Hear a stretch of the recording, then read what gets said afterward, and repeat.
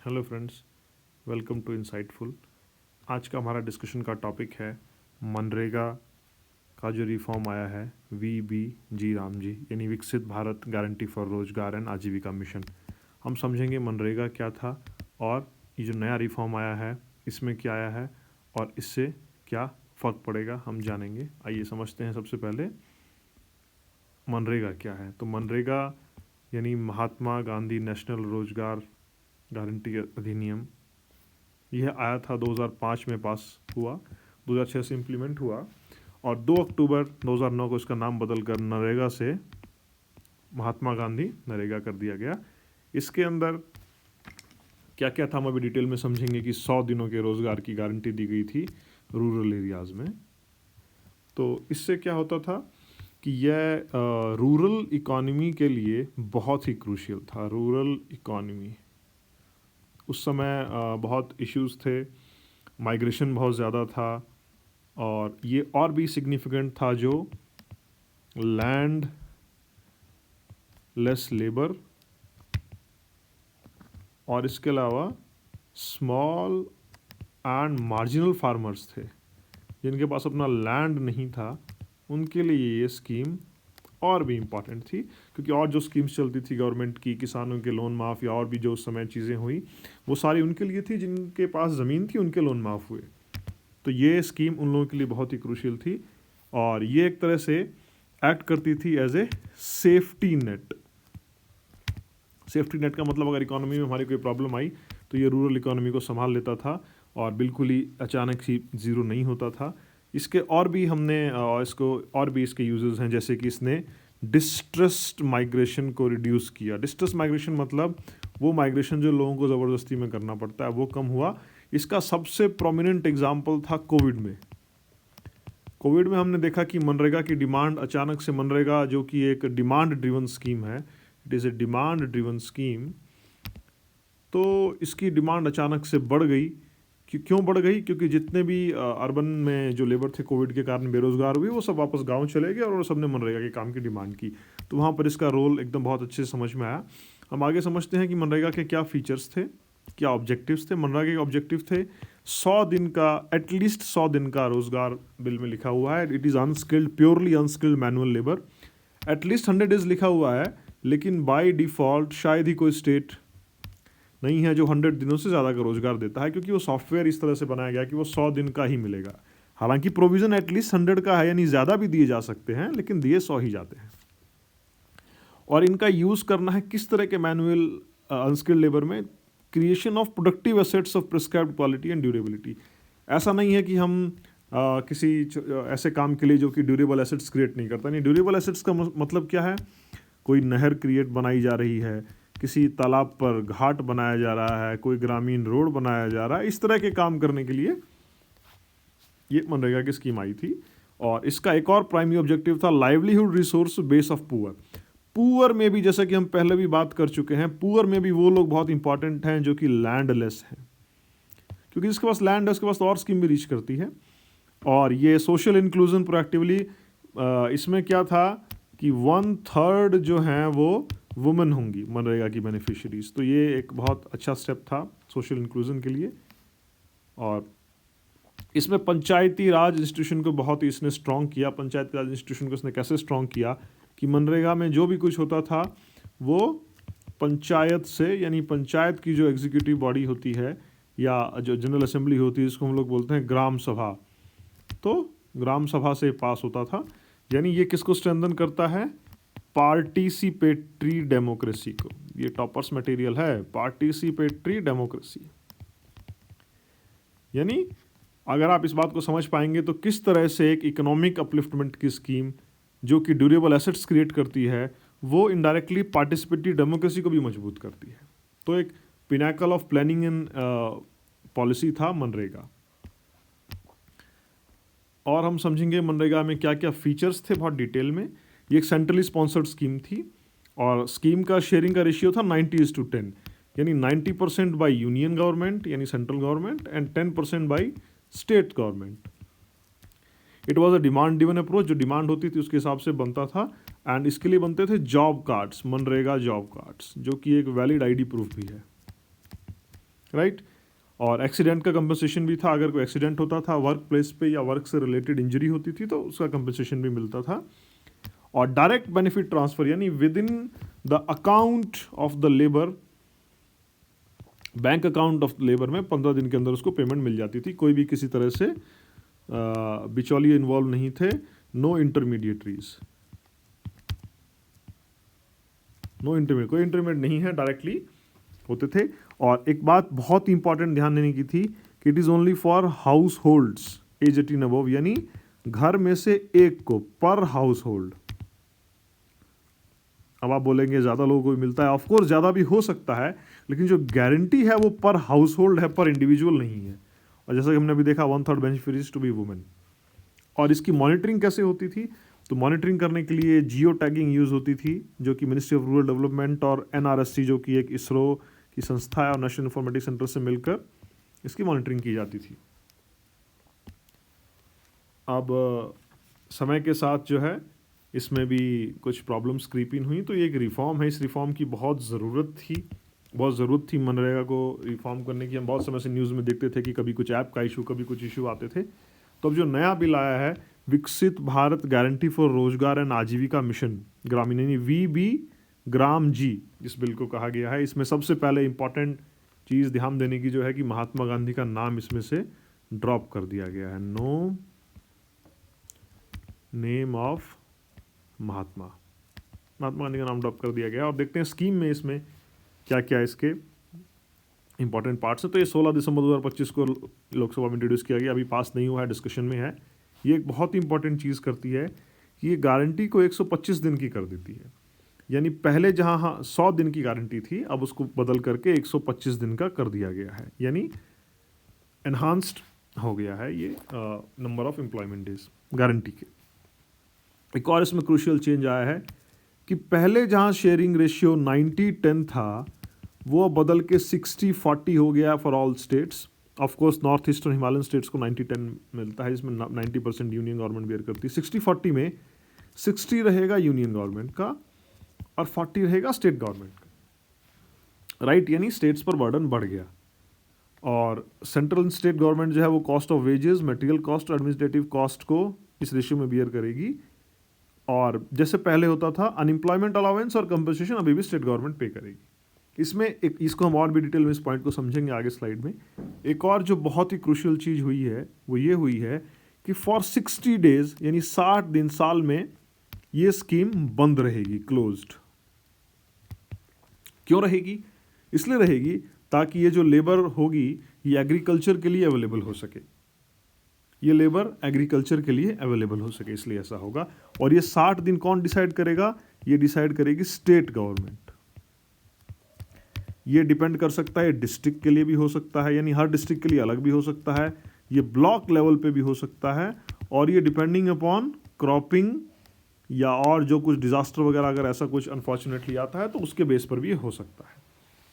यानी 100 important changes क्या हैं कि 125 दिन हो गया 100 के बदले, रेशियो फिजिकल इसमें शेयरिंग में चेंज हो गया, 60-40 हो गया, और चेंज होकर 60 डेज का हो गया है पीरियड। ये इसमें क्रूशियल चेंजेस आए हैं, आइए हम समझते हैं। और ये क्या क्या इसमें डिफरेंसेस हैं जो कि हमें यहाँ क्रिटिकली दिख जाएंगे। तो जो मनरेगा स्कीम थी उसमें पहले क्या था कि आपको 100 days, at least 100 days of manual unskilled labour guarantees थी। वहीं पे ये क्या करती है, 125 दिन का ये देती है, यानी 25% इंक्रीज हुआ, 25% इंक्रीज है। पहले कॉस्ट शेयरिंग 90-10 में थी, अभी कॉस्ट शेयरिंग 60-40 में होगा, यानी 60 यूनियन देगी और 40 स्टेट्स देगी। ये एक बहुत बड़ा चेंज है जिससे कि स्टेट्स पर फिजिकल बर्डन बढ़ेगा। और ये पहले थ्रू आउट द ईयर पूरे साल चलती थी, अब क्या होगा एग्रीकल्चर सीजन में, जो कि इंपॉर्टेंट पॉइंट है, to be decided by state government. State government will decide which 60 days in a year the scheme is going to be on hold. In those 60 days there will be no work, right? So very simple, ये important changes हैं। बाकी और भी कुछ छोटे छोटे changes जैसे कि नाम का बदलना, but those are not critical, these are critical differences. Let's move ahead और हम आगे समझते हैं।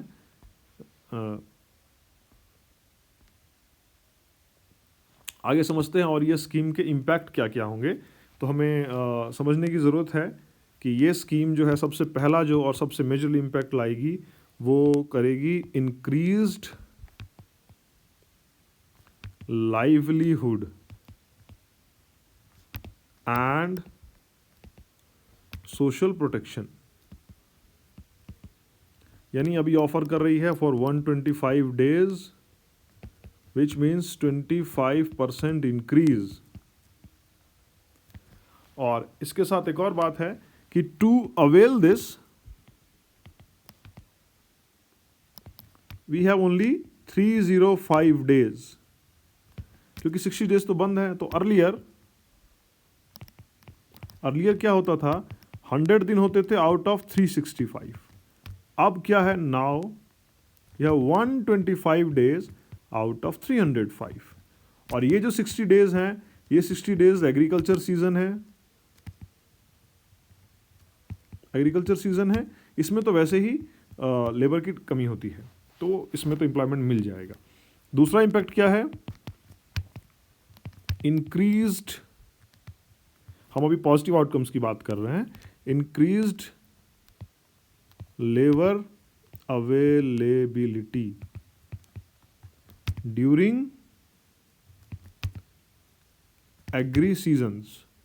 इन एग्रीकल्चर सीजन्स में बेटर अवेलेबिलिटी है। और तीसरी और इम्पॉर्टेंट चीज़ क्या है कि एनहांस्ड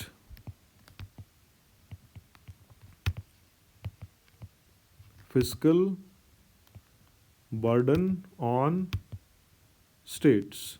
अब ये 60-40 हो गया, 90-10। Of course for Himalayan states, for Himalayan and north east के लिए ये रेशियो अभी भी 90-10 ही रहेगा, पहले भी 90-10 ही था, राइट। और हम इसके इम्पैक्ट्स की बात करें तो और जो इम्पॉर्टेंट चीज़ें होंगी, ये रिजल्ट करेगा, ये क्रिएट करेगा एक एग्री स्टैक। यहाँ समझते हैं, यानी ये क्या बनाएगा, एक एग्री स्टैक, या हम उसको कहेंगे नेशनल रूरल इंफ्रा स्टैक। यानी एक और इसका इम्पैक्ट क्या होगा, अलाइंड प्रायोरिटीज। इस पॉइंट पे ध्यान देना है, बहुत ही क्रूशियल पॉइंट है। यानी अब हमारी प्रायोरिटीज अलाइंड होंगी। अब क्या होगा, मान लीजिए ये है लोकल गवर्नमेंट, ये है स्टेट गवर्नमेंट और ये है नेशनल गवर्नमेंट। तो अब सब क्या है, ये सारी प्रायोरिटीज अलाइंड है। इसके काम से स्टेट आगे बढ़ेगा, स्टेट से नेशन आगे बढ़ेगा, ओवरऑल हमारा कंट्री ग्रो करेगा। सिंपल। और हम समझते हैं कि और इसमें क्रिटिकल क्या क्या चेंजेस हैं, तो और हम चेंजेस को समझते हैं। और यहाँ पर देखेंगे हम और डिटेल में कि ये इससे और क्या क्या इम्पैक्ट पड़ेगा और किस तरह से कॉस्ट शेयरिंग और इन सब चीज़ों में डिफरेंस आएगा, ताकि आप और अच्छे से इसको डिटेल में समझ पाएँ। हम फिर से एक बार चलते हैं कि पहले क्या होता था और अब क्या होता है। तो in earlier and this is new, right. यहाँ क्या होता था, क्या क्या पे करता था सेंटर, राइट। तो इसके अंदर हम फिर से बनाएंगे सेंटर स्टेट। अर्लियर सेंटर क्या करता था, एंटायर वेजेस, यानी जितने भी वेजेस होते थे अनस्किल मैनुअल लेबर के, वो सब सेंटर पे करता था। और 3/4 ऑफ मटेरियल ये सेंटर पे करता था। स्टेट क्या पे करता था, 1/4 ऑफ मटेरियल। उसके बाद स्टेट इंपॉर्टेंटली कुछ part of percentage of admin cost, जो एडमिनिस्ट्रेटिव कॉस्ट होती है, ओवरहेड जिसको बोलते हैं, वो भी स्टेट कुछ कुछ बियर करता था। और most importantly unemployment allowance state को देना होता था। और कंपनसेशन भी स्टेट देता था। कुछ दुर्घटना होती है, ऐसा कुछ होता है, तो कंपनसेशन भी स्टेट को ही देना होता था। अब न्यू में क्या स्कीम आई है, अब न्यू में क्या हुआ है कि न्यू में सेंटर और स्टेट तो अब ये सारी चीज़ें सेंटर देगा 60%, स्टेट देगा 40%, जो पहले सेंटर पूरा देता था। और अभी भी अनएम्प्लॉयमेंट अलाउंस और कंपनसेशन स्टेट ही बियर करेगा, राइट। तो ओवरऑल क्या हुआ, क्रिटिकल डिफरेंस ओवरऑल ये जो डिफरेंस है कि स्टेट्स का फिजिकल बर्डन बहुत बढ़ जाएगा and enhanced fiscal responsibility on states, और स्टेट्स ऑलरेडी सफ़र कर रहे हैं फ्रीबी से, तो उनको देने में प्रॉब्लम होगी। तो in simple terms this is what the scheme is, and for writing practice we have the question. आप अपने आंसर्स को पोस्ट भी कर सकते हैं, और यहाँ पर सिंपल क्वेश्चन है, मनरेगा implemented in 2006 required a reform, V Gram G aims to be a step in right direction, critically analyse, right. तो आपके फीडर पॉइंट्स क्या क्या होंगे, सबसे पहले आप इंट्रोड्यूस करेंगे, राइट, दोनों स्कीम को इंट्रोड्यूस करेंगे किसमें क्या है, फिर आप क्रिटिकल डिफरेंसेस बताएंगे। क्रिटिकल डिफरेंसेस दोस्तों 3 ही हैं बस, उन्हीं के अराउंड पूरी स्टोरी घूमती है। फिर आप क्या बताएंगे कि किस तरह से scheme better for rural economy है,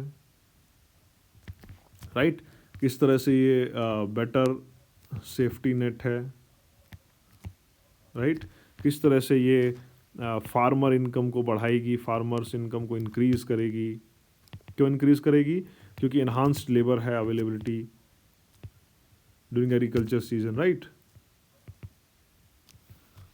उसके बाद ये और क्या करेगी, तो ये और जो फिस्कल रिस्पॉन्सिबिलिटी है स्टेट पे, फिस्कस रिस्पॉन्सिबिलिटी ऑन स्टेट्स पे, इसका क्या इम्पैक्ट होगा, जबकि ऑलरेडी ये स्पेस जो है ये श्रिंक कर रहा है, already shrinking tax kitty of states पर, इस पर क्या इम्पैक्ट करेगी, right.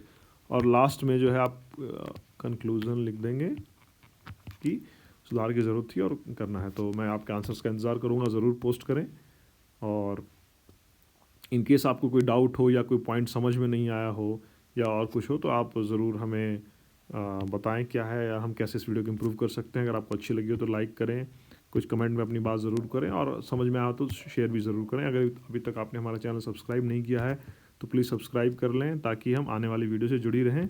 So finally thank you दोस्तों, थैंक्स फॉर वॉचिंग।